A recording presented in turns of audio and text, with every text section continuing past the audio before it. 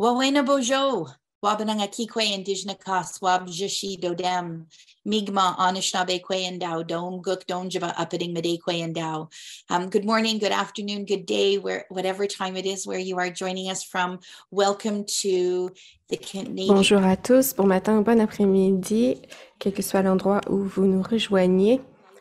Bienvenue au webinaire de la Commission de la santé mentale sur la promotion de la vie, changer le discours sur la prévention du suicide. Je serai votre modératrice aujourd'hui. Je suis Kelly Brownbill. Je me suis présentée en Anishinaabe, mais mon nom anglophone est Kelly. Je suis très heureuse très fière d'être membre d'un territoire autochtone en Terre-Neuve et Labrador. C'est un plaisir d'être parmi vous aujourd'hui. Aujourd'hui, je veux reconnaître que la Commission de la santé mentale du Canada est située sur le territoire traditionnel non cédé de la nation algonquine Anishinaabe, dans ce qui est maintenant appelé Ottawa, en Ontario. Nous reconnaissons que depuis des millénaires, le peuple algonquin protège ses terres, le bassin versant de la rivière des Ottawa et ses affluents. En tant qu'organisation internationale, nous reconnaissons également que nous exerçons nos activités sur les terres traditionnelles de nombreuses nations. Aujourd'hui, le chemin de la vérité et de la réconciliation commence par la reconnaissance du rôle des gardiens et des sacrifices des peuples autochtones. Nous nous engageons à reconnaître les erreurs du passé, à relever les défis du présent et à contribuer à bâtir une relation nouvelle et respectueuse avec les peuples autochtones. Je voudrais aussi reconnaître que la plupart d'entre vous qui êtes présents avec nous aujourd'hui avaient des liens personnels avec le suicide et la prévention du suicide. J'ai personnellement perdu mon meilleur ami lorsqu'il a choisi de se donner la mort. Et il y a eu également des tentatives de suicide dans ma famille. Lorsque nous entendons la nouvelle tragique de la perte d'un ami, d'un membre de notre famille, d'un collègue ou d'un être cher à cause du suicide, cela nous rappelle l'importance du travail de promotion de la vie et de prévention du suicide. Si quelqu'un a besoin de parler pendant ou après le webinaire, nous pouvons vous offrir un support à distance par le biais de Mental Health First Aid. Nous vous donnerons plus de détails à ce sujet par la suite. Nous sommes heureux de proposer ce webinaire dans les 2 langues officielles. Ce webinaire aujourd'hui sera présenté en anglais avec une interprétation simultanée en français, en langue des signes américaine et en langue des signes québécoise. Vous pourrez vous connecter à l'audio en français en cliquant sur le bouton d'interprétation en forme de globe au bas de votre écran et en sélectionnant le canal français. Si vous souhaitez suivre les diapositives en français, sélectionnez le présentateur dont la présentation est en français. Le menu Options d'affichage en haut de l'écran partagé fournit une liste des présentateurs qui partagent leur écran. Le curseur entre la caméra du présentateur et les diapositives en anglais peut être ajusté et déplacé vers la gauche afin de mieux voir les diapositives en français. N'hésitez pas à poser vos questions dans la langue de votre choix à tout moment dans le clavardage. Vous pouvez faire cela en cliquant sur le bouton Q&A en bas de votre écran ou en utilisant la boîte de clavardage. Les questions seront traitées pendant la période des questions-réponses à la fin des présentations. Pour faciliter la consultation, la réponse aux questions, veuillez indiquer à quel orateur votre question s'adresse ou si elle s'applique à tous les présentateurs. Si vous rencontrez des problèmes techniques, veuillez écrire dans le clavardage et nous ferons de notre mieux pour vous aider. Comme nous le savons tous, parler du suicide peut être émotionnellement difficile. Normalement, lors d'une réunion en personne, nous aurions des supports sur place pour toute personne qui ressent le besoin d'obtenir de l'aide en lien avec ce sujet. Aujourd'hui, nous sommes en mesure de vous offrir des supports à distance par le biais de Mental Health First Aid et Wellness Together Canada. Je vous invite à prendre note du numéro de la ligne de détresse de votre région ou des coordonnées de Joshua Bauer et Alexis Laplante qui sont disponibles pour vous offrir un soutien à distance en santé mentale. Ils sont disponibles par courriel et peuvent vous offrir du support en anglais et en français respectivement. Ils seront disponibles pendant toute la durée du webinaire jusqu'à 13 heures. Nous mettrons leurs coordonnées ainsi que quelques informations supplémentaires dans le clavardage. N'hésitez pas à vous adresser à votre centre de crise local ou à votre ligne de détresse locale pour obtenir du support si vous en ressentez le besoin. Sans plus tarder, j'aimerais maintenant présenter nos panélistes pour le webinaire d'aujourd'hui. Nous avons le plaisir d'être rejoints par des experts en matière de promotion de la vie qui partageront leurs perspectives et leurs expériences afin que nous puissions tous mieux comprendre comment la promotion de la vie change le discours sur la prévention du suicide. Je vais d'abord commencer aux panélistes lorsqu'ils commencent à parler, de prendre le temps de se présenter selon leur propre protocole culturel et de partager toute information qu'ils pensent être importante. Je vais commencer par d'abord présenter Connor Lafortune aujourd'hui.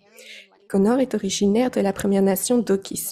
Il travaille principalement dans le domaine de la promotion de la vie, de la réduction des méfaits, de la santé mentale et de l'éducation autochtone par le biais d'organisations telles que la Thunderbird Partnership Foundation, le School Mental Health Ontario et la Commission de la santé mentale du Canada. Connor a pour objectif de raconter toute la vérité de Turtle Island en élevant les voix de chacun en tant que jeune autochtone, queer et francophone. Ensuite, nous avons Karen Main. Karen est membre de la Nation Dakota de Standing Buffalo en Saskatchewan. Comme de nombreux peuples et communautés des Premières Nations, elle a trop souvent perdu des membres de sa famille et des amis à cause du suicide.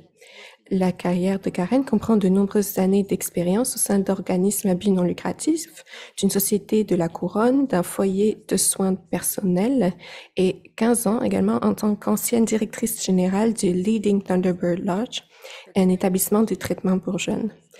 Elle occupe actuellement le poste de directrice exécutive associée du WISAC Youth Solvent Addiction Committee, où elle anime également le programme de formation pour la promotion de la vie Life is Sacred. Enfin, nous avons le docteur Debbie Dainer.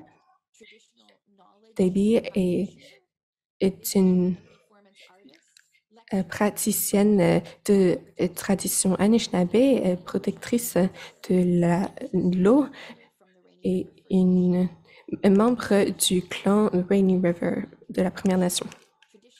Elle a été élevée par sa grand-mère qui lui a enseigné les façons de vivre et savoirs traditionnels Anishinaabe. Elle a supporté le programme de formation New Safety avec un autre professeur. Nous sommes aujourd'hui très heureux de les accueillir et nous avons hâte qu'ils partagent leur sagesse avec nous.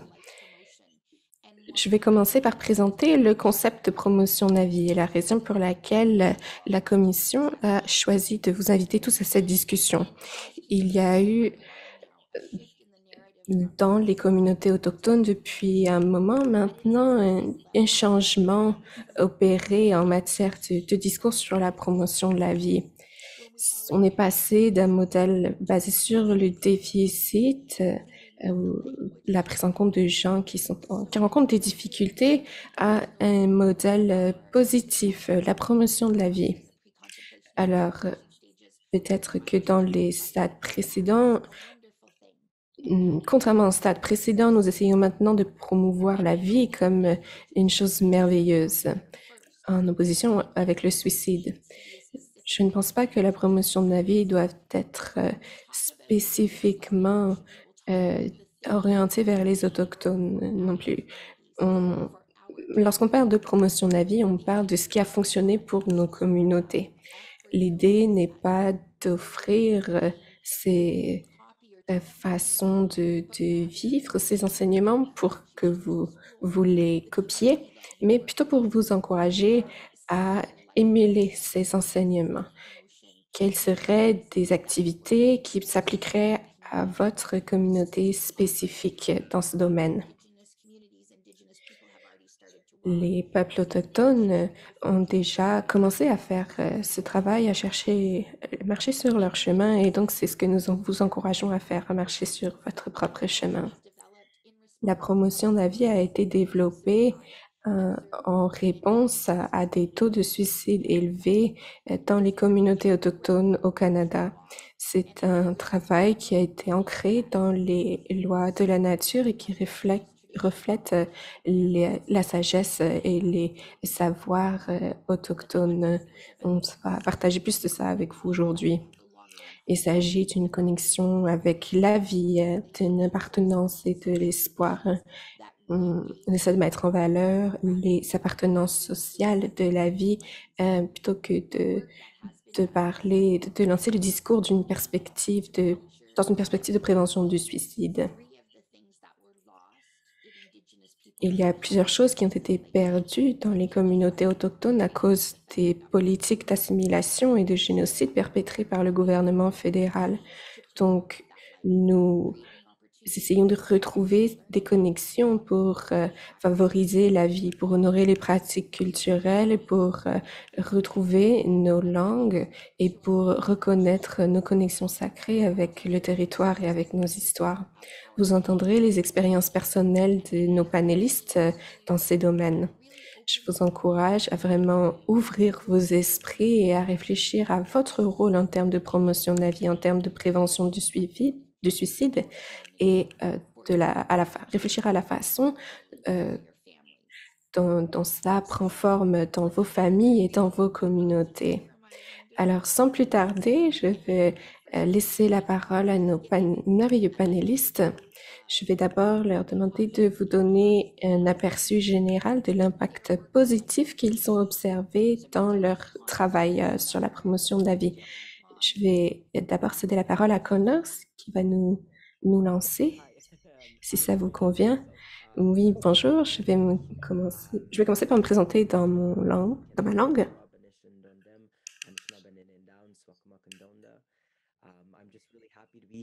Je suis très heureux d'être ici aujourd'hui. Quelques mots sur ma perspective. J'ai commencé à travailler dans la promotion de la vie il y a quelques années par le biais de la Thunderbird Partnership Foundation. Et donc, c'était orienté vers la jeunesse autochtone principalement et la façon dont ces communautés sont affectées par la promotion de la vie et la prévention du suicide et tous ces domaines. Beaucoup de ressources sur la prévention du suicide sont tirées de mon expérience quotidienne que je vois tous les jours sur le terrain. Lorsque les gens voient ces trousses d'outils, ils ont une réaction très positive. Ils se sentent compris en tant qu'autochtones aux prises avec ces questions. Et ils se sentent vus en tant qu'autochtones avec cette identité et cette façon d'exister dans le monde. Je pense que la promotion de la vie doit venir des personnes autochtones parce que la façon dont nous partageons ces connaissances est centrée sur nos jeunes autochtones. Nous avons des jeunes autochtones de partout à travers l'île de la Tortue qui ont créé et supporté des programmes pour la promotion de la vie sans barrière et c'est quelque chose qui a contribué à changer le paysage un petit peu plus à chaque jour. C'est très gratifiant de voir le travail accompli par les jeunes autochtones et de voir les petits-enfants reflétés dans le paysage du travail sur la santé mentale. Pour vous donner une anecdote, je travaillais avec un centre, une retraite pour les jeunes et je voyais les bénéfices du programme. Au début, ils étaient timides et ne s'engageaient pas beaucoup, puis à la fin, ils étaient vraiment très ouverts et nous disaient qu'ils rapporteraient ces enseignements au sein de la communauté, qu'ils étaient aussi capables de se placer en premier dans la priorité. Donc, c'était vraiment un impact très positif, très, très gratifiant à voir. Je vais céder la parole maintenant à Miigwech. Miigwech Connor et nous avons hâte d'en découvrir un peu plus là-dessus avec vous. Karen, je vais vous poser la même question. Quel impact positif avez-vous vu dans votre travail sur la promotion de la vie?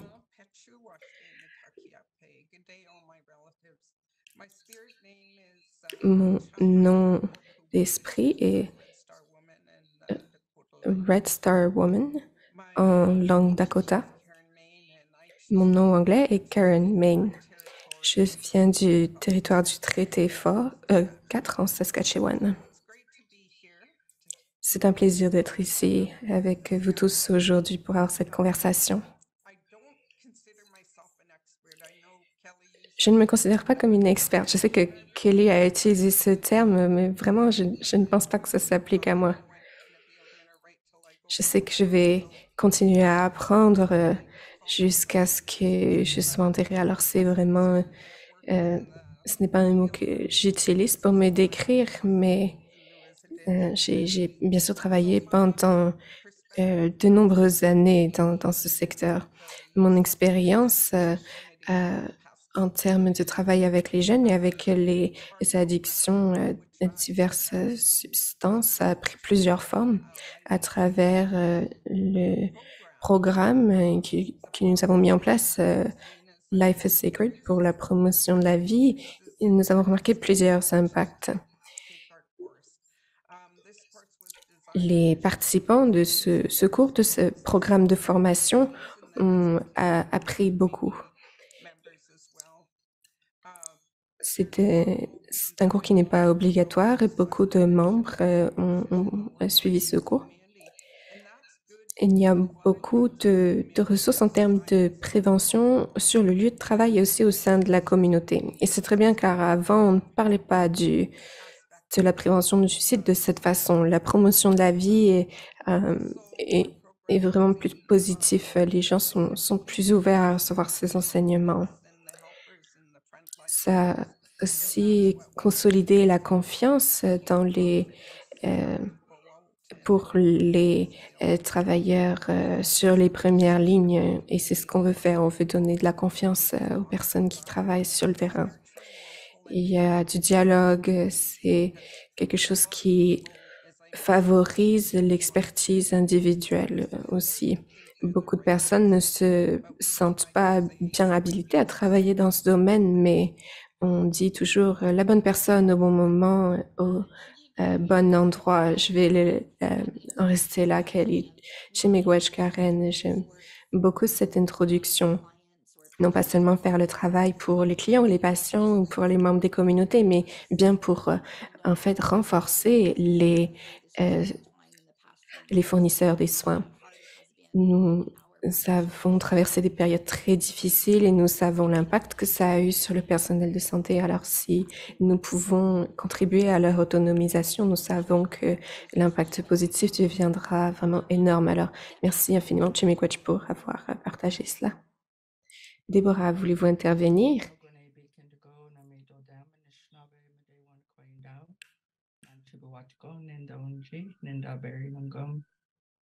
My English name is Debbie. Mon nom anglais est Debbie. Pour commencer, je voudrais reconnaître les jeunes de la nation Anishinaabe.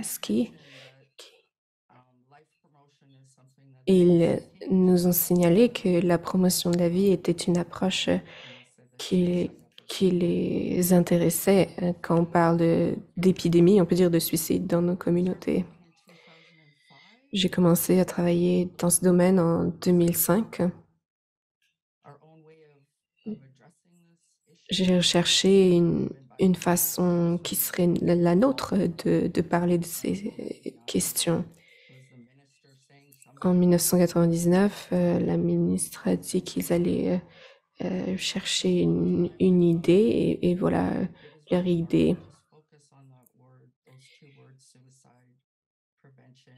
Pendant longtemps, il a été difficile pour moi de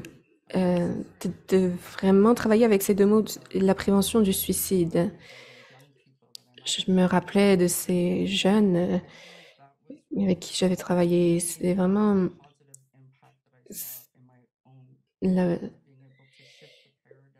j'ai vraiment vu un impact extrêmement positif dans mon travail à travers, grâce à la possibilité d'avoir pu changer le discours, d'avoir pu changer de paradigme en faveur de la promotion de la vie. Il y a eu beaucoup de... Je me suis sentie très humble et vraiment très, très reconnaissante pour l'opportunité d'avoir pu travailler avec les communautés dans ce domaine sur la promotion de la vie. Qu'il s'agissait de cofinancement avec John Rice et Ed Connor des porteurs et leaders avec différents partenariats. Et je suis content que mon travail continue à évoluer. Et le Thunderbird avec lequel vous travaillez, Connor, est également très beau. C'est quelque chose auquel j'ai pensé pendant si longtemps et je vois des manifestations se produire, des effets, des retombées positives sur les communautés, le renforcement de la vie à travers la promotion de la vie. C'est devenu vraiment une part intégrante de notre reconnexion à nous-mêmes en tant qu'Anishinaabe, de notre reconnexion au territoire. Miigwech, un message très fort là sur le fait que la promotion de la vie peut être dirigée par les personnes concernées elles-mêmes, que c'est ce que vous aviez, ce dont vous aviez besoin, ce que vous vouliez voir.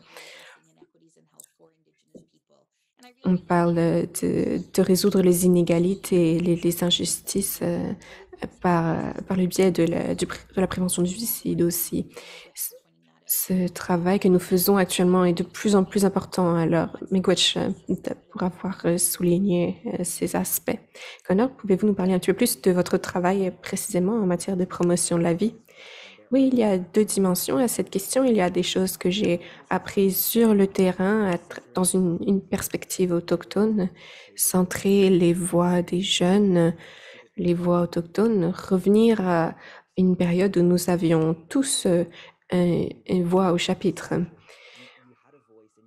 Vous aviez, comme on peut dire, une stature. Et donc, il s'agissait de revenir à cette époque où nous apprenions des différentes générations, mais aussi des aspects dans une perspective plus occidentale, de remettre le système en question, du fait qu'il y a des problèmes qui ne devraient pas exister pour commencer. Nous avons beaucoup de difficultés avec certains aspects en santé mentale. Nous allons voir les jeunes, nous allons voir les personnes affectées par des difficultés en matière de santé mentale, mais ce que fait la promotion de la vie, c'est qu'elle prend en compte un survol plus large. Ça reconnaît que il ne s'agit pas seulement de santé et de guérison, c'est vraiment plus large. Les gens peuvent vraiment voir la façon dont le système influence nos vies et les lacunes de ce système. Aussi pour moi, il s'agit de laisser les gens poser toutes leurs questions, que ce soit dans une perspective autochtone ou non autochtone. Les gens sont sceptiques lorsqu'ils se retrouvent face à quelque chose qui est un peu nouveau, particulièrement si c'est fondé sur les traditions autochtones. Alors c'est important d'avoir toutes les conversations possibles, de leur laisser poser toutes leurs questions, parce que sinon les gens ne savent pas trop où s'en aller. Donc, c'est important de prendre cette distance, ce pas en arrière et vraiment voir un survol global. Miigwechkan, vraiment, je suis totalement d'accord. Il faut revenir à la source du problème pour supprimer le problème. C'est ça, vraiment, la promotion de la vie. J'ai vraiment apprécié que vous avez parlé d'une certaine hésitation pour certains face aux pratiques autochtones. On ne vous encourage pas, j'en ai parlé un peu dans mon introduction, à dupliquer vraiment des pratiques. C'est spécifique à un certain public, mais les nouveaux outils pour l'autonomisation, les nouveaux réseaux sont là et c'est ce que nous pouvons partager avec nos interlocuteurs non autochtones. Miigwech pour cela. Je veux orienter un peu la discussion maintenant vers la culture et l'identité. Ça a été une composante énorme dans le virage qu'on a vu au sein des communautés autochtones.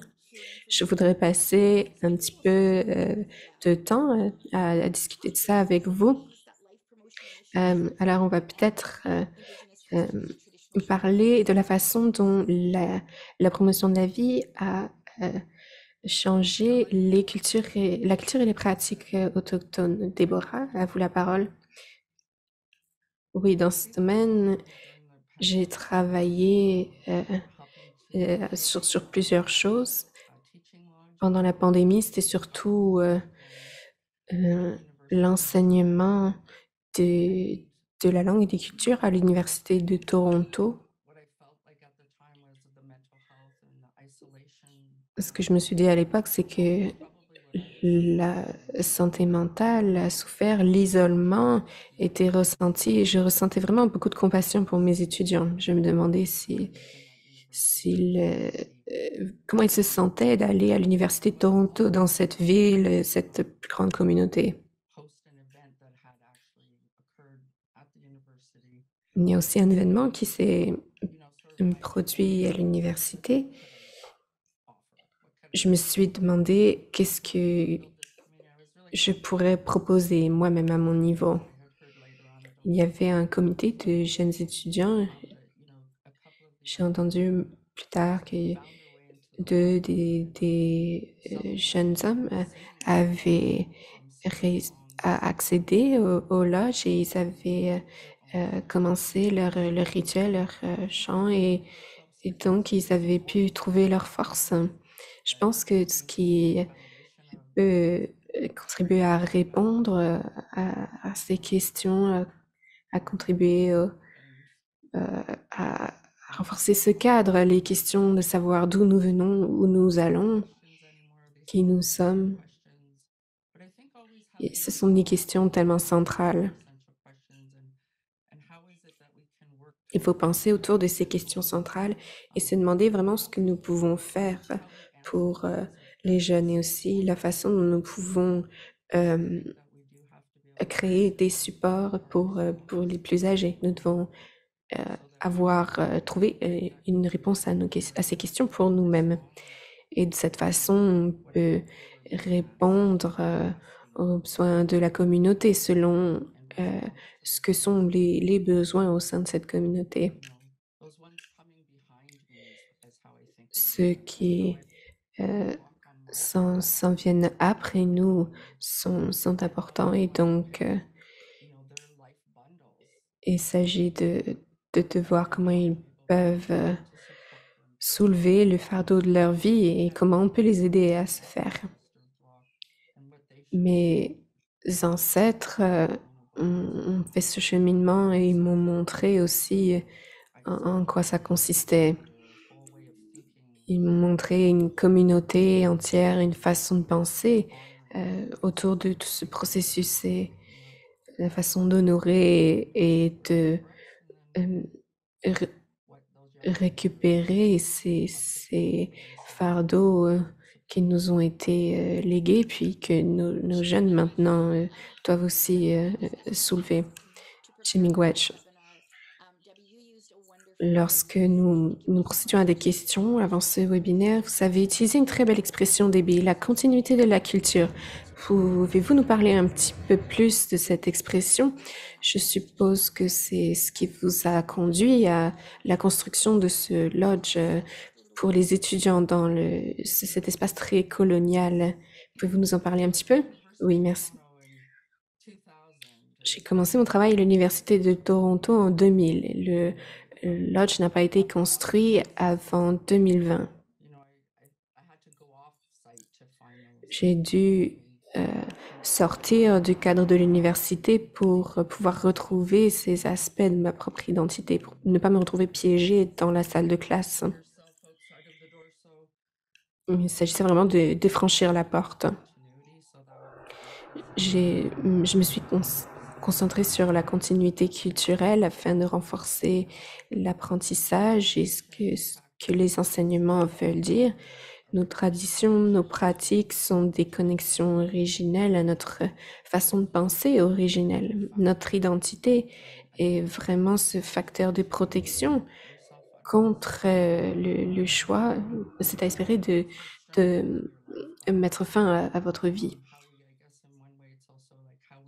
Donc, il s'agit aussi, par exemple, de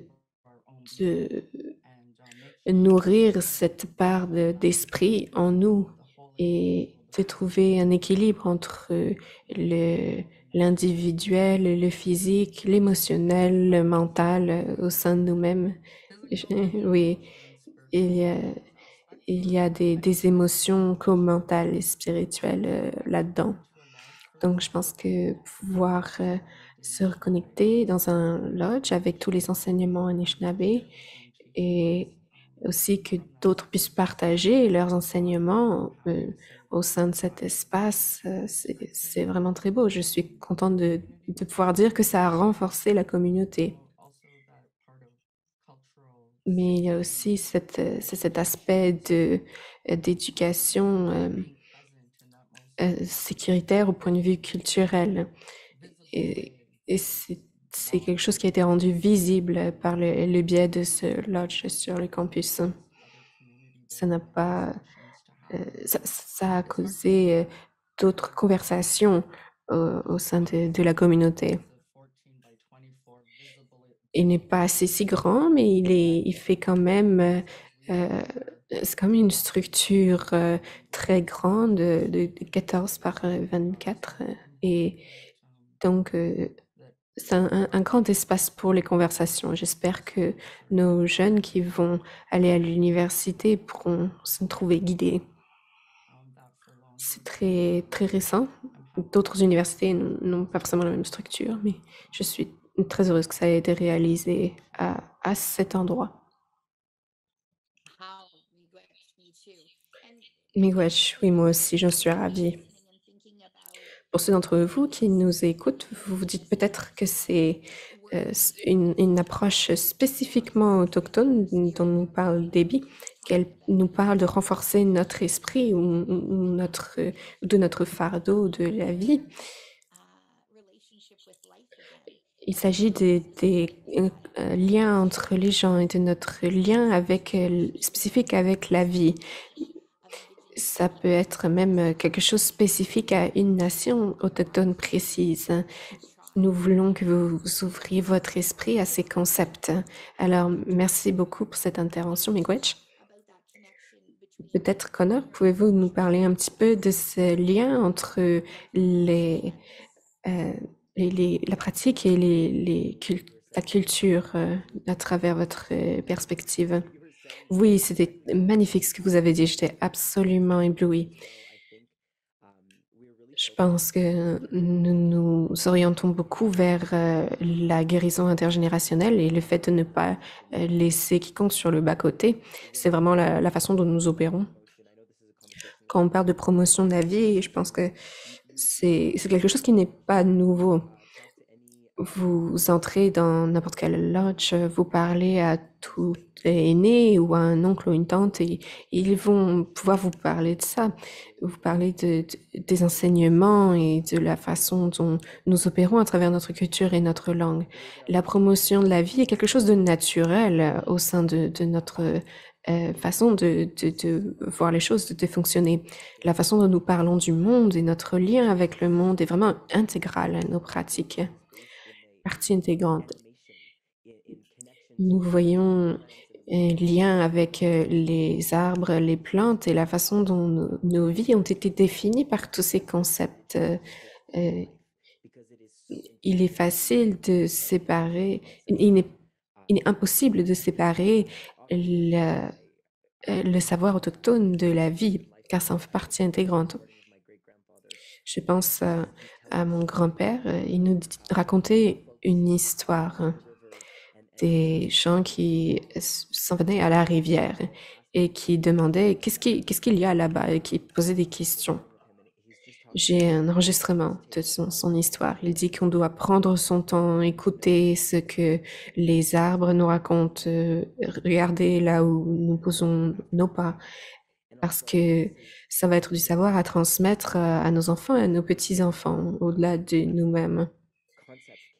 La promotion de la vie en tant que concept est sortie et bien sûr, ça a beaucoup parlé aux résidents dans la forêt, aux Dokis.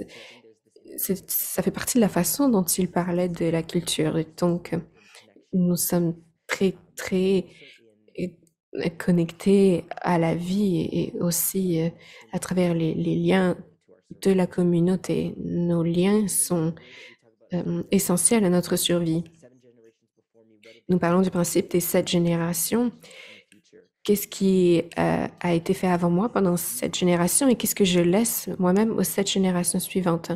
Je pense que c'est l'une des choses les plus belles à laquelle je peux penser. Miigwech, Connor, je suis totalement d'accord là encore. Je me rappelle il y a longtemps d'avoir posé mes pas sur le chemin qui me reconnecterait à nos traditions culturelles. On m'a enseigné que lorsqu'on s'identifie en tant qu'autochtone, on ne peut jamais se mettre dans différentes catégories, dire simplement je suis une femme ou je suis autochtone. On doit s'identifier à on s'identifie à toutes les générations avant nous et celles après nous. Ça fait vraiment partie intégrante de la culture autochtone. Alors, merci infiniment pour ces commentaires, Chimigwech. Je sais que pour beaucoup de personnes autochtones, l'identité est une question très complexe et aussi difficile parce qu'il s'agit vraiment d'identité qui nous a été arrachée. Je parle beaucoup du fait que nous sommes maintenant au Canada aujourd'hui en train d'utiliser le terme génocide, ce qui n'était pas le cas avant. Pour ceux qui ne connaissent pas le travail qui a été fait, ils pensent au terme comme le fait que tout le monde a été tué. Mais quand on utilise ce terme, ce qu'on veut dire, c'est que notre identité, notre culture nous a été volée et notre identité personnelle, notre conscience de nous-mêmes est vraiment attachée à ces aspects. Alors, comment est-ce que la promotion de la vie renforce les identités autochtones? Karen, j'aimerais commencer avec vous, si ça vous va. Oui, bien sûr. Je pense que c'est une bonne façon de rebondir sur ce que Connor et Debbie ont déjà partagé. Comme vous l'avez mentionné, la colonisation, l'assimilation et toutes ces autres politiques qui ont été mises en place par le gouvernement il y a de nombreuses années ont toujours des retombées aujourd'hui. Beaucoup de générations plus tard et on voit toujours les effets de ces politiques. Je pense que l'un des programmes qui a eu le plus d'impact sur les participants, c'était un programme sur la colonisation et le traumatisme intergénérationnel. Lorsque nous avons remarqué, lorsque je travaillais au centre de traitement, c'est que les jeunes hommes qui se présentaient, qu'ils soient issus d'une Première Nation ou d'un centre urbain, n'avaient pas du tout de concept d'identité. C'était quelque chose qui était perdu. Ils ne savaient pas qui ils étaient. Et c'est bien sûr l'un des effets du traumatisme intergénérationnel. Moi-même, je n'étais pas avant capable de parler totalement ma langue. Nous avons mené un sondage auprès des jeunes pour savoir ce qui avait le plus d'impact pour eux. C'était la culture. Et ce qui revenait toujours, c'était l'aspect culturel. Je ne sais pas qui je suis, d'où je viens. Ils avaient, à l'issue du programme, un sentiment d'identité, de savoir qui ils étaient. Et c'est essentiel. Beaucoup de jeunes autochtones n'en ont aucune idée. On continue à avoir ces problèmes. Et donc, on doit se rappeler que pour les communautés, il est difficile d'avoir l'expertise ou les ressources nécessaires pour travailler sur notre identité. Mais les communautés ont les ressources pour pouvoir aider leurs membres, que ce soit par le biais des aînés ou des cérémonies ou d'autres. Et donc, nous devons reconnaître que les savoirs autochtones ont beaucoup de pouvoir. Tous les types de cérémonies, ces liens qui ont été coupés pendant des générations doivent être retissés. Et ils doivent être retissés pour pouvoir construire cette identité autochtone. Je sais que nous allons parler du territoire, alors je ne vais pas en parler là tout de suite, mais nous devons nous rendre compte que la promotion de la vie commence par les enseignements, par la langue et aussi très certainement par nos liens au territoire, à la communauté et aux autres. Miigwech. Oui, Nous avons parlé de ce concept, le traumatisme intergénérationnel. Nous devons aussi parler de cadeaux et de résilience intergénérationnelle. J'avais une conversation avec quelqu'un un jour qui est un enfant d'immigrants et cette personne rencontrait des difficultés avec ses relations avec ses parents.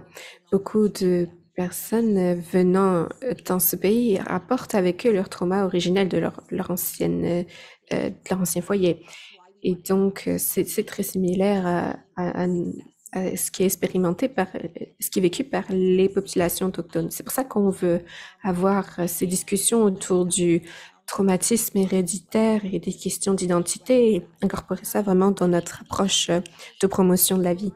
Debbie, pouvez-vous nous en parler? Vous avez commencé déjà à nous parler un peu de ça, de ce renforcement de l'identité autochtone. Peut-on parler du renforcement des communautés? Est-ce que ça vous va? Okay. Well, first, I do want to acknowledge that D'abord, je voudrais reconnaître que si nous voyons seulement à travers la perspective de la loi sur les Indiens, alors ce n'est pas quelque chose qui va nous apporter un très bon sentiment.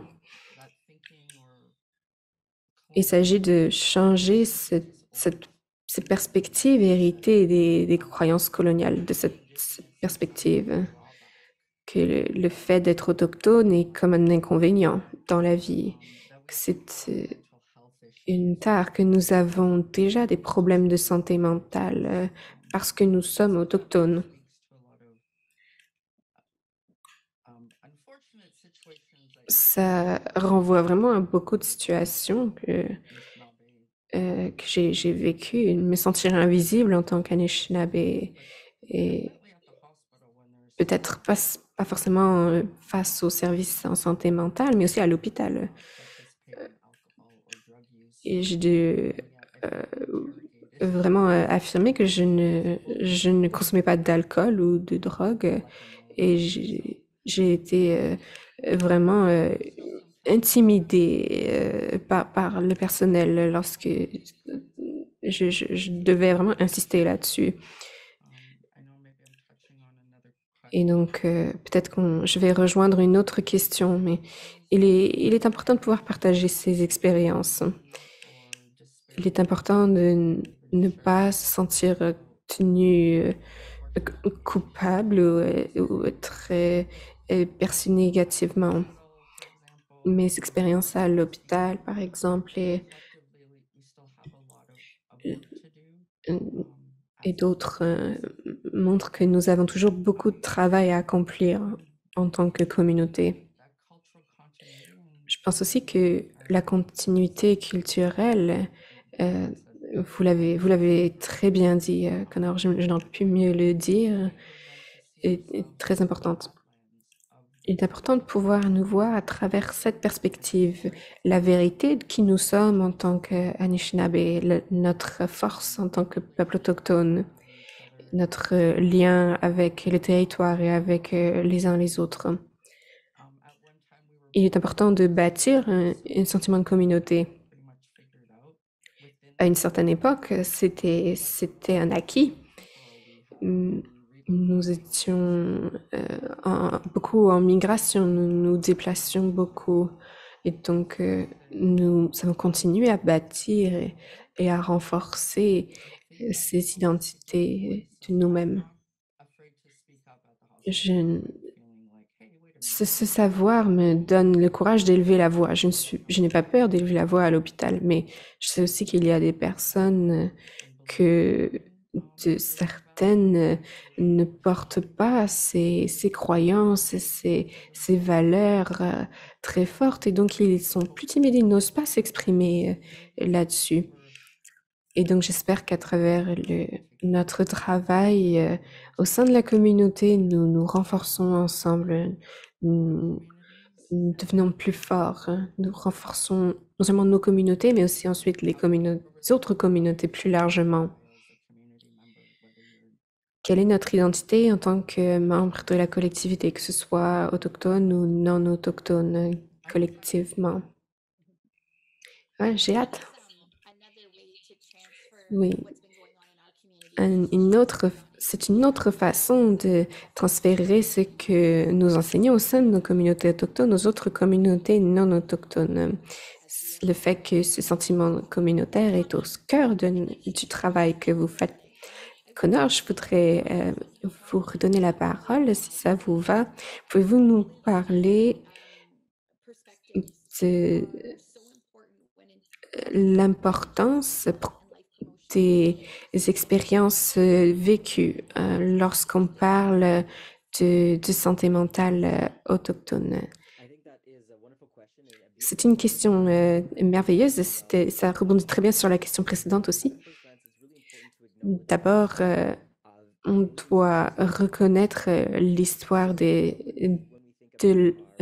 l'imposition de systèmes qui a été perpétré contre les autochtones, que ce soit le système scolaire, les lois, le système politique, tout nous a été arraché et tout nous a été imposé.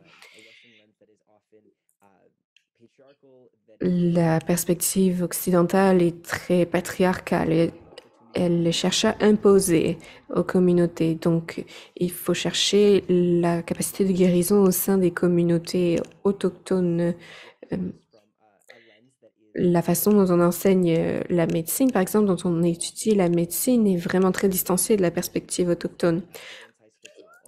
Lorsqu'on administre un médicament, on pense que c'est une solution qui ira pour tous, que c'est basé sur des statistiques et non pas sur l'individu et leur expérience traumatique.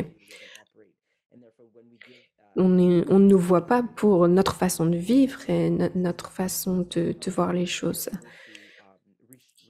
Au sein des communautés autochtones, dans notre travail, nous pouvons redessiner ces contours et vraiment changer les vues héritées du système colonial qui nous a été imposé, vraiment nous sortir de ces griffes. Alors, il est important de souligner que, en tant que personnes autochtones, nous avons des perspectives différentes, une façon de voir le monde différente qui ont fait de nous qui nous voulions devenir. Alors, il est vraiment important de retenir ces approches fondées sur la communauté. Nous savons ce qui nous aide nous-mêmes.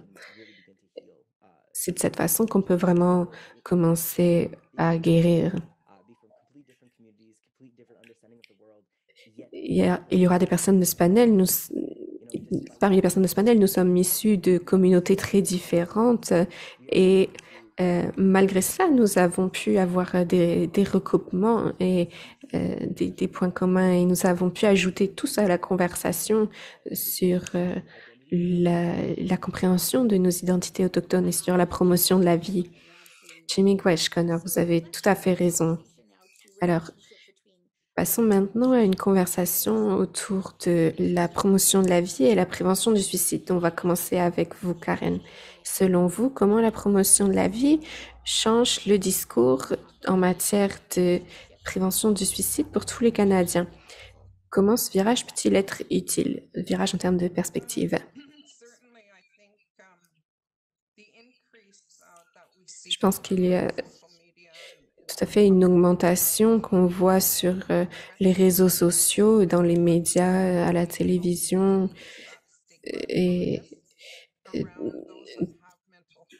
il y a des stigmas grâce à ça qui sont autour des questions de santé mentale et de suicide qui sont moins prégnants. Lorsque je pose la question dans une communauté, qui a un jour pensé au suicide? Eh bien, c'est à peu près tout le monde qui a connu des pensées suicidaires. Beaucoup d'entre nous ont connu la perte d'un membre de notre famille ou d'un ami par le suicide et donc tout le monde a été impacté d'une façon ou d'une autre. Il est important de pouvoir en parler et de dire que oui, les personnes rencontrent des difficultés en termes de santé mentale, que ce soit à différents points de leur vie. Avant cela, le suicide était quelque chose dont on ne parlait pas au sein de la famille et des communautés. Mais maintenant, il y a une plus grande acceptance et c'est en partie dû au support augmenté sur et à la conversation au sein des médias et des réseaux sociaux sur la question. Je pense que cette approche, la promotion de la vie peut vraiment changer et contribuer à des solutions. Comme je l'ai dit, la bonne personne au bon moment, au bon endroit, c'est important. C'est une expertise externe. Nous savons vraiment ce que nous avons besoin en tant que personnes autochtones. Pendant longtemps, on nous a dit qu'on avait besoin d'une expertise externe, que quelqu'un d'autre allait pouvoir faire le travail pour nous, allait penser pour nous. Mais ce n'est pas le cas. Beaucoup de fois, dans beaucoup de cas, nous avons l'expertise au sein de nos communautés, les aînés, nos collègues. Nous pouvons autonomiser les personnes, dire vous êtes au bon moment, au bon endroit et la bonne personne pour pouvoir aider. Vous n'avez pas besoin d'avoir une formation en psychologie pour pouvoir aider. Voilà mon opinion. Miigwech Karen. Je pense de plus en plus au changement à l'échelle de notre société entière. Nous sommes très habitués aujourd'hui au traitement de santé, de prévention physique. On parle d'un régime alimentaire sain, de tous ces aspects physiques. Je ne sais pas si vous vous rappelez de tous ces séries programmes à la télévision sur la poursuite de la santé physique. Qu'en serait-il si nous avions la même chose pour la santé mentale? Je vous encourage à y réfléchir. Connor, à vous. Mais je pense qu'il est impératif de comprendre comment la prévention du suicide est répandue dans notre communauté. Lorsque je parle aux Autochtones, il est clair que la seule façon dont c'est fait, dont les personnes autochtones se perçoivent, c'est à travers la mort. On parle d'épidémie du suicide ou de prévention du suicide. Il se voit seulement dans une perspective fondée sur la mort. Et c'est le cas sur l'île de la Tortue et aussi au-delà. Si on vous dit que la seule chose les deux seules options qui se présentent à vous, c'est la mort ou bien la prévention de la mort, c'est très limitant. Ça vous piège en fait dans cette dynamique. Il ne s'agit pas de remplacer la prévention sur le suicide car c'est un outil qui aide des millions de gens et qui est très nécessaire. Mais nous devons aussi changer la conversation et vraiment nous recentrer sur la vie et sur les expériences de vie plutôt que sur la mort. Alors la façon dont je vois les choses, c'est que la promotion de la vie est l'une des facettes par lesquelles nous pouvons encourager la vie au sein de nos communautés. La promotion de la vie a des conversations sur la mort et on parle aussi en termes de mort naturelle prématurée. Alors ce n'est pas seulement le suicide, on parle de questions de pauvreté, de maladies, de statuts socio-économiques dans lesquels nous nous trouvons au sein de nos communautés. Nous mourrons à des taux vraiment alarmants et de plusieurs façons. Et si nous n'avons pas la promotion de la vie et comme outil, nous ne pouvons pas parler de ces questions. Donc, nous devons vraiment commencer à chercher la racine du problème. Pourquoi les jeunes autochtones n'arrivent pas à s'accrocher à la vie? Chez Miigwech Connor, et je vais encore une fois le répéter, c'est un point qui revient constamment. Le suicide est une définition très étroite. Lorsqu'on se limite à la prévention du suicide, nos mains sont liées et nous sommes très entravés. En termes, par exemple, de mort naturelle prématurée, il faut avoir des conversations, il faut chercher des façons de promouvoir la vie, pas seulement pour ceux qui ont des pensées suicidaires ou autres. Alors, il nous reste environ 5 minutes avant de passer à notre partie questions-réponses. Je voudrais commencer par Karen, puis Connor et Debbie, s'il nous reste du temps. Avez-vous quelles sont vos dernières remarques concernant la promotion de la vie, des marches que vous menez actuellement dans les communautés autochtones? Un survol rapide au cours des dernières minutes pour là où nous devons aller par la suite. Comme je l'ai dit, j'ai travaillé avec le programme de formation Life is Sacred, programme pour la promotion de la vie. L'étape suivante sera d'intervenir au niveau du suicide. Ce sera l'un des axes du programme. C'est parce que nous avons nous avons eu un retour du centre de traitement avec lequel nous travaillons, qui est juste en face. Ils ont un programme dédié à la prévention du suicide et ce programme ne fait pas sens. Il n'est pas approprié. Il coûte très cher et il n'a pas l'impact nécessaire. Le personnel ne se sent pas à l'aise et les membres de la communauté ne se sentent pas à l'aise avec ce programme. Ce programme a été créé d'abord pour former le personnel aux questions de prévention du suicide et maintenant nous voulons prendre en main la portion intervention de ce programme. Ce programme va être développé à la nouvelle année, le nouvel exercice. Et nous espérons que ça représentera une nouvelle option de traitement au sein de nos communautés qui soit plus adaptée culturellement par rapport à ce que les programmes plus généraux culturellement ont déjà n'ont pas réussi à apporter. Merci beaucoup, Connor.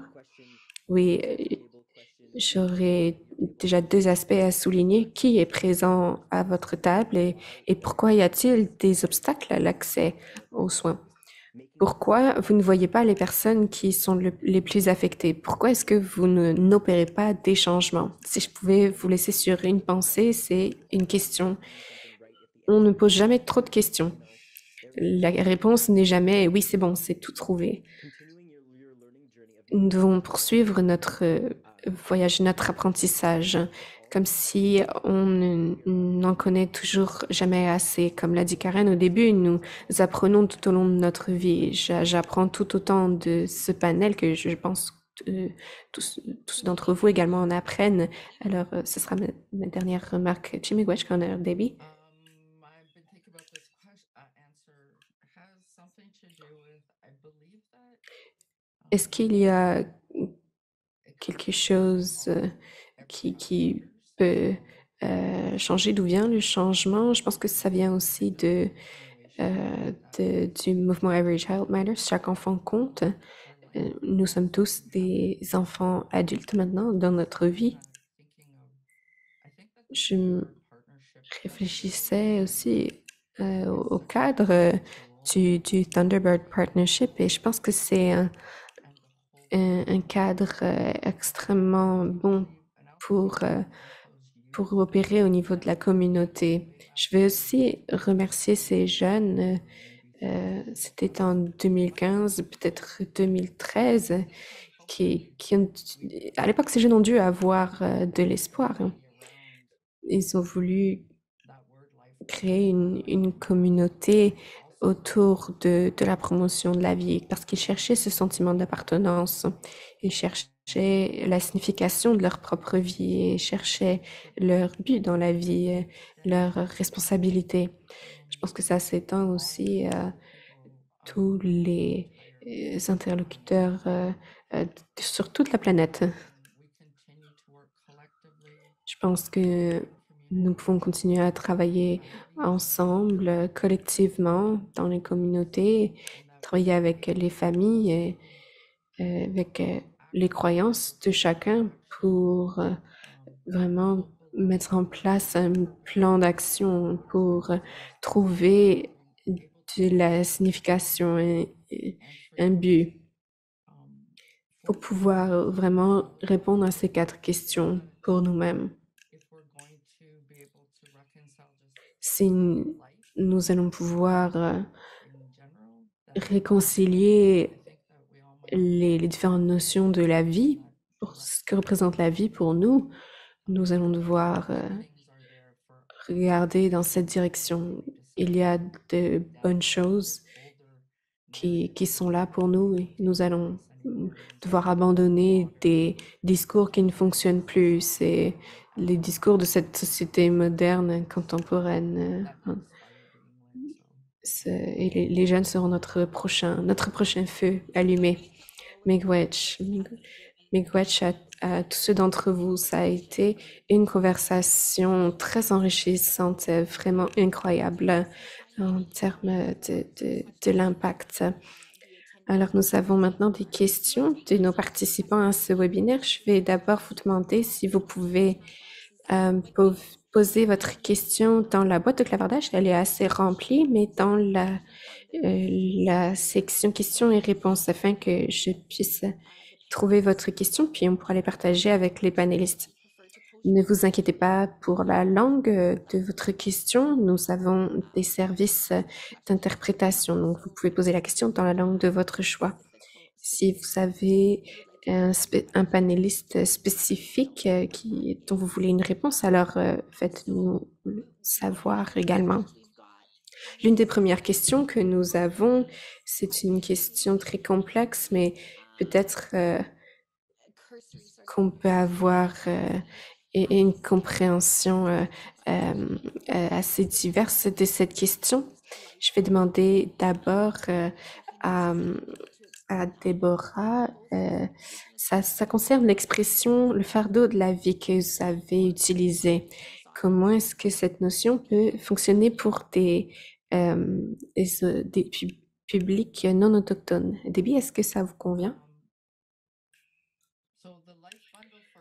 Oui.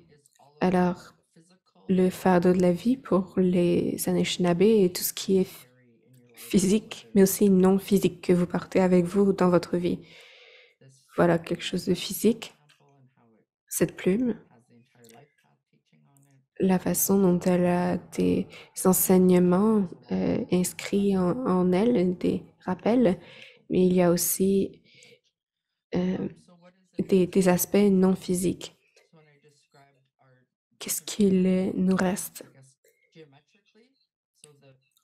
On peut penser géométriquement l'avenir qui s'en vient derrière nous, les jeunes qui nous suivent, et aussi devant nous, mes parents et mes grands-parents qui ont fait une trace devant moi pour que je puisse suivre. Qu'est-ce que je ramasse derrière eux? Qu'est-ce que je peux ramasser? Donc, mon fardeau, ce que je porte, et aussi qu'est-ce que je laisse derrière moi pour partager avec ceux qui s'en viennent derrière moi. Voilà ce qu'est le fardeau de la vie, c'est toutes ces choses. Ce qu'on enseigne aux autres, les conversations, ça peut être vos propres histoires aussi, les histoires de votre propre famille, la façon dont vous continuez à avoir cette vue positive de la vie.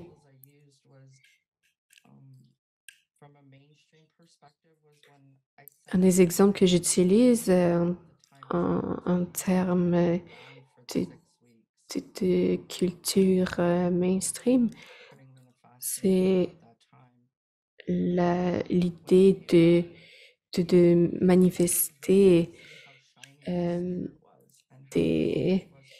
des choses à travers ce fardeau. Quelqu'un est allé en camp de forêt, en campement, et lorsqu'il est revenu, j'ai vu que son âme était vraiment très brillante. Le fait d'avoir été en contact avec l'eau, cette médecine, je ne sais pas vraiment comment répondre à la question de savoir comment quelqu'un d'autre peut peut récupérer ce fardeau. Mais en, en termes de perspective Anishinaabe c'est là d'où nous venons et le partage de cette pensée. Chaque nation, chaque personne issue d'une nation peut décider de sa propre définition individuelle. Mais je pense qu'il s'agit vraiment de trouver les cadeaux que vous portez, trouver votre fardeau, votre paquet, et vraiment avoir accès à tous les aspects qui vous sont disponibles. La fille de quelqu'un avait peur d'aller passer son permis de conduire. Elle avait très peur de conduire. Qu'est-ce qui se passerait si je tue quelqu'un? Il faut changer la perspective. Alors, qu'est-ce qui se passerait si vous pouvez amener, par exemple, des choses à votre grand-oncle que vous n'auriez pas pu lui amener sans permis de conduire? Il s'agit vraiment d'inverser les choses.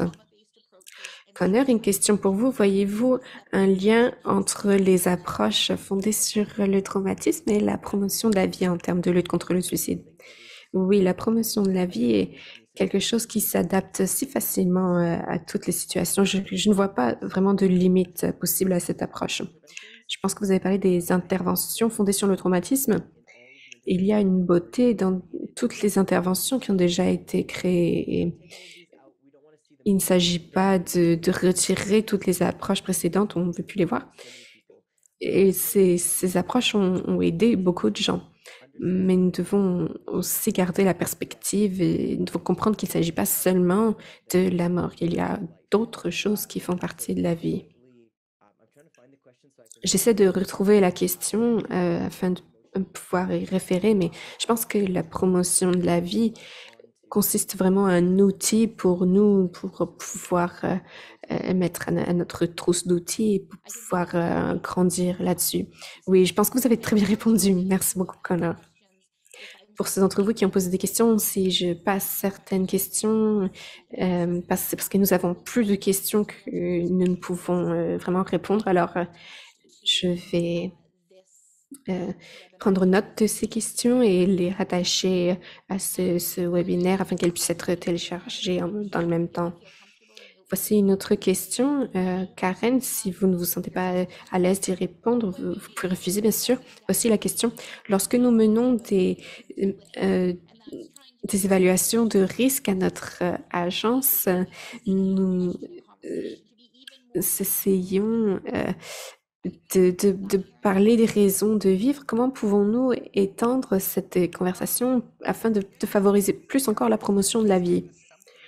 Oui, la gestion des risques est quelque chose qui est nécessaire au sein des centres de traitement.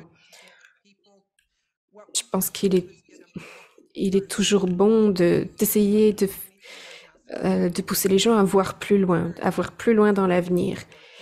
À quoi avez-vous hâte? Pouvez-vous nous dire ce qui vous intéresse? Alors, le fait de voir plus loin qu'aujourd'hui, c'est toujours voir plus loin dans l'avenir, c'est toujours quelque chose qui aide en termes de promotion de la vie, car ensuite, ils peuvent s'engager, se projeter et même dans l'avenir. Vous pouvez formuler la question de plusieurs façons, mais voilà, comment voir plus loin que le jour même? C'est un aspect important. Si vous avez l'occasion de travailler avec des jeunes, il est aussi important utile de leur faire un tableau de visualisation. Ça va rassembler tous leurs espoirs, leurs rêves pour l'avenir. Et ça aide aussi à retrouver de l'espoir en l'avenir. J'espère que ça répond un petit peu à la question. Oui, je pense que c'est tout à fait une réponse très intéressante. Miigwech pour cela, Karen. Je ne sais pas à qui diriger cette question, alors peut-être que je vais demander des volontaires. Vous pouvez lever la main. Ne soyez pas trop polis, car je pense que vous aurez tous peut-être des réponses. Comment éviter l'appropriation culturelle dans la mise en place de cette approche de promotion de la vie? J'ai certainement une opinion personnelle là-dessus, mais je voudrais vous laisser la parole pour commencer. Qui veut commencer? Quelqu'un doit se lancer. Connor, avez-vous une perspective à partager ou puis-je y aller? Oui, je peux tout à fait partager une opinion. Je pense il est important de prendre en compte le niveau auquel vous opérez. Je travaille avec beaucoup d'organisations de santé mentale et actuellement, on travaille beaucoup dans les écoles.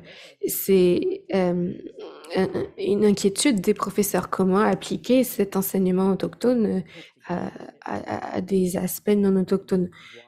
Il s'agit de prendre, d'expliquer les raisons pour lesquelles nous utilisons ces outils. On ne prend pas simplement un concept autochtone pour l'appliquer à quelque chose de non autochtone. On, on part d'un concept construit et qu'on peut utiliser dans notre salle de classe. Pourquoi prenez-vous telle ou telle perspective dans votre classe et ça s'applique à d'autres choses aussi? Pourquoi, par exemple, est-ce que vous enseignez ou apprenez l'allemand? Parce que ça vous intéresse. Alors, on voit vraiment à ce que vous espérez retirer de l'expérience. Donc, ces activités et ces expériences étudiées peuvent être appliquées à toute culture et à tout paysage. Donc, il s'agit de prendre des enseignements et les appliquer à votre contexte. Vous pouvez prendre les intentions d'un concept et les appliquer à d'autres concepts qui vous parlent. C'est très transférable.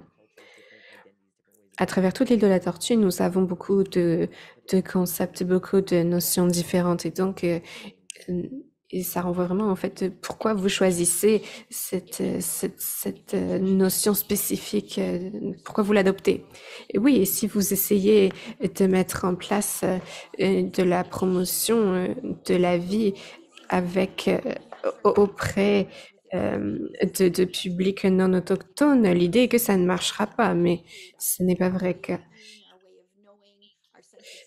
pour nous, les approches par le passé n'incorporaient pas nos aspects culturels et identitaires en raison de l'héritage de 500 ans de colonisation. Donc, nous devions nous écarter de cette norme, de ce qui était fait.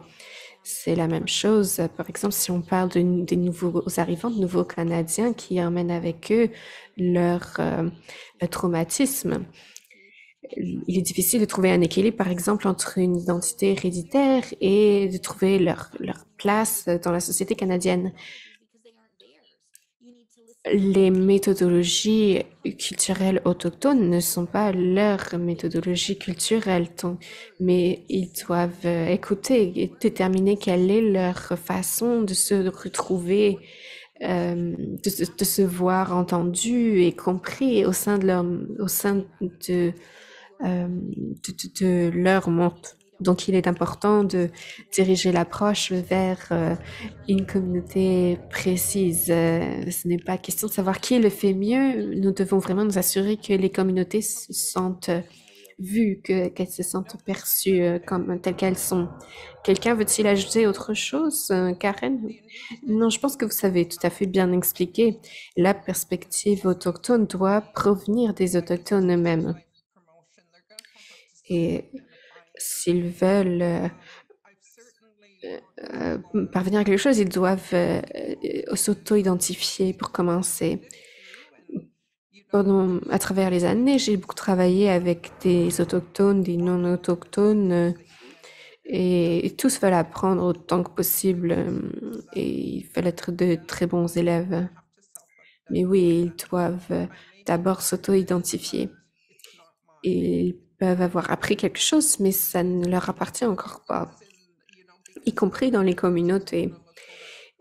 Ici, dans les communautés, nous savons la différence entre les Lakota, les Dakota, les Lakota, les Cris et Saulteaux, et chacun ont des croyances différentes et des langues différentes. Alors, nous devons être conscients de là où nous en allons et vraiment donner l'opportunité à chacun de développer leurs propres connaissances. On ne va pas leur imposer une version. Debbie, voulez-vous ajouter quelque chose? Eh bien, oui, tout ce que j'aurais à ajouter, c'est le fait de regarder au sein de votre propre communauté.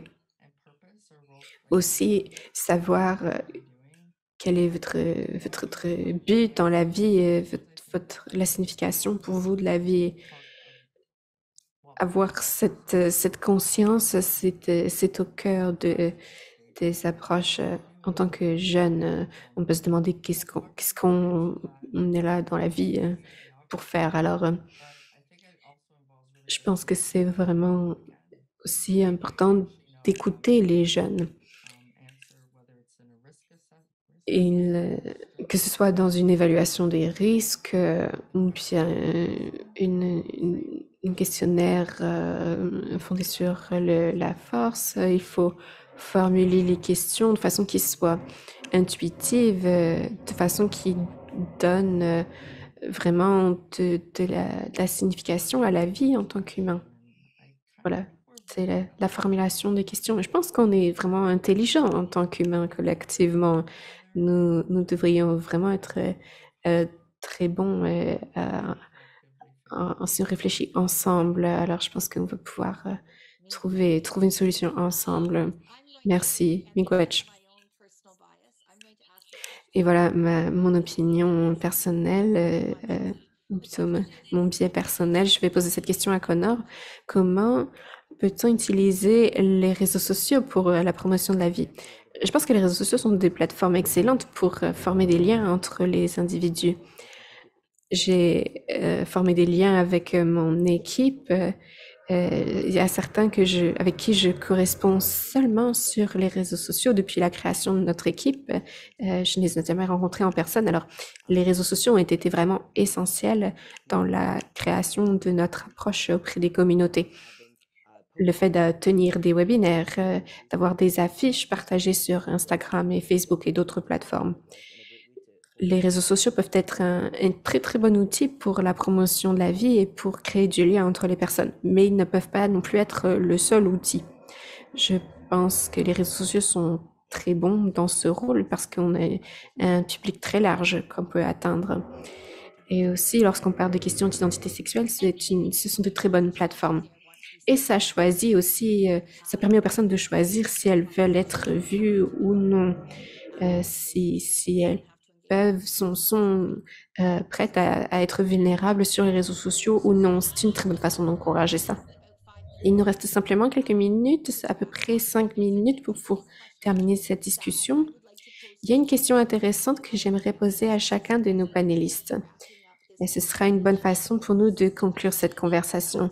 La conversation est quelle est l'une des choses que vous pouvez identifier qui définit mieux la promotion de la vie comme approche par rapport à la prévention du suicide.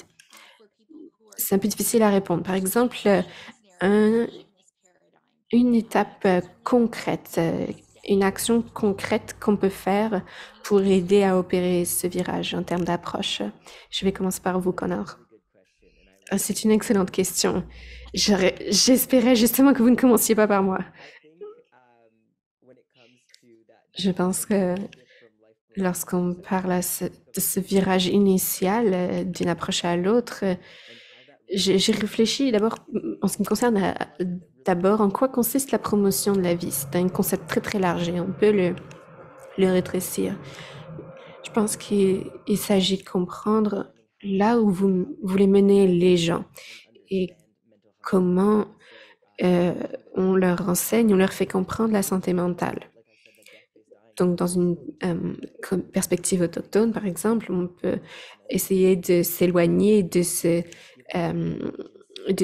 concepts fondés sur la mort pour parler plutôt de concepts fondés sur la vie et de ce que la vie a apporté. Vraiment mettre l'accent sur le choix et le pouvoir de chacun. Donc, je pense qu'on doit d'abord commencer par définir des aspects de la vie. C'est la première étape. Très bien dit, Connor Miigwech. Karen, je comparerais bien la promotion de la vie. Si vous avez entendu parler de questionnements appréciatifs, je comparerais les deux notions. Notre programme de promotion de la vie, Life is Sacred, est bien intitulé, donc la vie est sacrée en français. Chacun est présent sur cette terre pour une raison. Il y a un but à votre vie. Votre vie a de la valeur. Vous avez de la valeur en tant que partie intégrante de cette création intimement liée et vous avez de la valeur pour votre communauté, pour votre famille. Alors, prenez en compte les forces qu'ont les gens, les communautés et vraiment prendre en compte ces aspects positifs en contraste avec une approche qui parle seulement de la mort sur la prévention du suicide. Beaucoup d'approches autochtones, de croyances autochtones sont dérivées de la promotion de la vie. Donc, je pense qu'on doit renforcer ces pensées fortes. Chimegwech, Debbie? Je vais renvoyer tout le monde à l'extérieur de cette salle pendant 20 minutes, sans téléphone, sans technologie. Rendez-vous dans cet endroit d'où vient la vie et posez-vous cette question, d'où vient la vie? C'est notre mère collective, notre mère à tous, la Terre. Je pose la question à mes étudiants. Il y a peut-être 400 étudiants à qui j'ai enseigné au cours de mes 17 ans d'enseignement à l'université.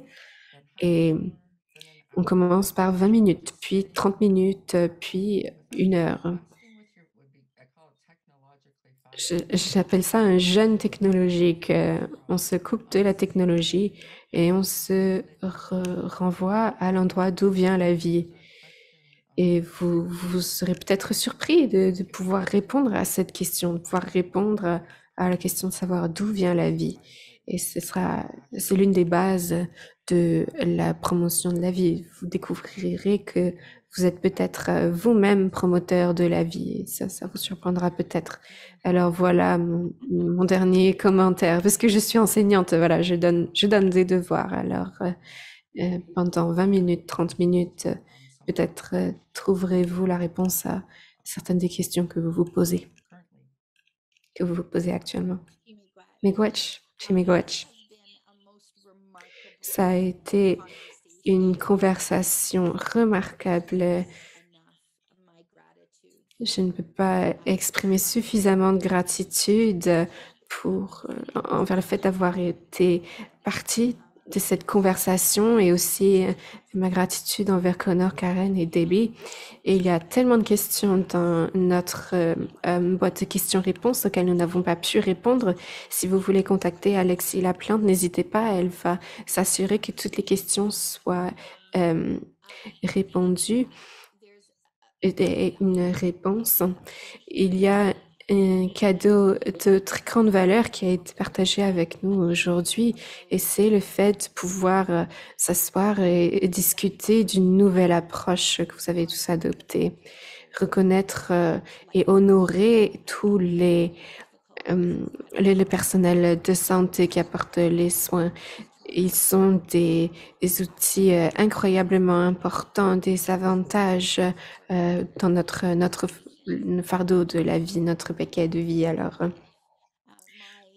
ça vous donne bien l'occasion de prendre en compte votre petite contribution individuelle. Ça va commencer par vous, votre connaissance de vous-même. Le fait de savoir si vous adoptez des règles et des habitudes de vie, des routines, simplement parce qu'on vous l'a enseigné ou si c'est vraiment quelque chose qui vous fait avancer. Y a-t-il une façon dont nous pouvons incorporer tous ces enseignements, ces idées de cadeaux et d'avantages dans la promotion de la vie? Et nous pouvons savoir si nous pouvons encourager tous ces concepts au lieu d'essayer simplement d'arrêter quelque chose qui est peut-être déjà en route. Alors, je vais dire un grand miigwech du fond de mon cœur à tous nos panélistes Merci à la Commission de la santé mentale du Canada pour vous avoir tous invités aujourd'hui et merci à tous pour votre présence. Vous allez voir des questions finales s'afficher. Un sondage va s'afficher à votre écran. N'hésitez pas à répondre à ces questions. La Commission veut savoir comment mieux vous servir dans des webinaires futurs. Encore une fois, un très, très grand merci à tous. Merci infiniment.